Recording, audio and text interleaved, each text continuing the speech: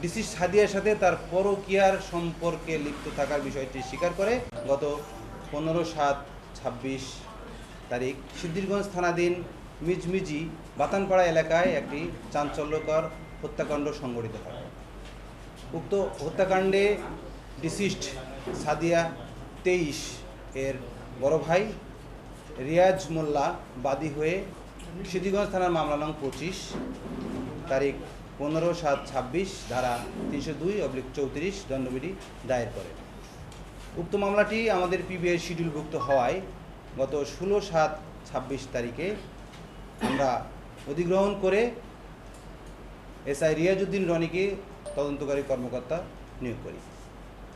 তদন্তকারী কর্মকর্তা 16/7/26 তারিখেই মামলার এজাহারে বর্ণিত 1 নম্বর আসামি ইব্রাহিম মিয়াকে গ্রেপ্তার করে আদালতে সোপর্দ করে। উক্ত আসামি থেকে প্রাপ্ত তথ্য প্রযুক্তি বিশ্লেষণ এবং ঘটনার স্থল থেকে প্রাপ্ত সিসি ফুটেজে দেখা যায়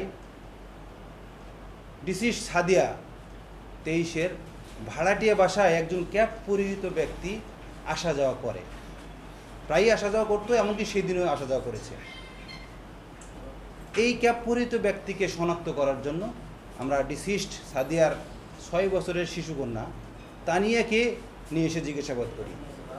তানিয়াকে সিসি ফুটেজ দেখানোর পর বলে যে এই ব্যক্তি আরিয়ান চাচ্চু বলে জানায়। তৎক্ষণিক আমার তদন্তকারী কর্মকর্তা সাদিয়ার ব্যবহৃত একটি টিকটক আইডি থেকে ছবি ওই বাচ্চাটিকে দেখালে বলে এটাই তো আমার সেই আরিয়ান চাচ্চু, যে আমাদের বাসায় প্রায়ই আসা যাওয়া করে, এমনকি রাতেও থাকে।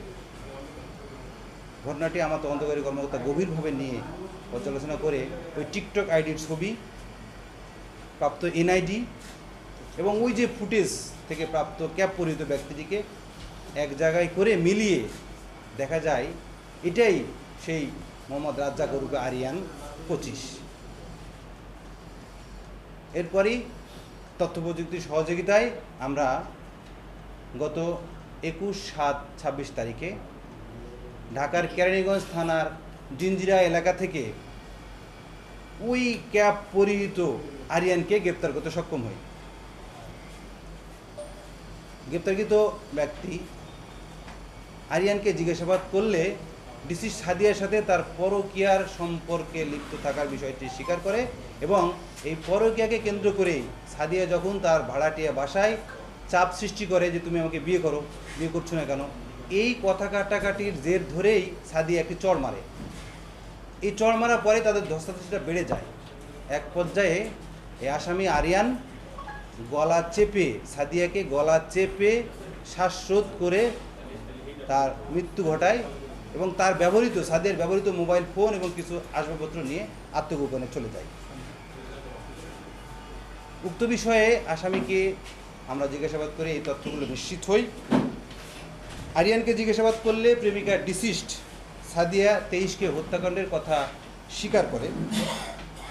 স্বীকার করে গত 22/7/25 তারিখে ফৌজদারি কার্যবিধি 164 ধারা মোতাবেক বিজ্ঞ আদালতে তার দোষ স্বীকারোক্তিমূলক জবানবন্দি প্রদান করে।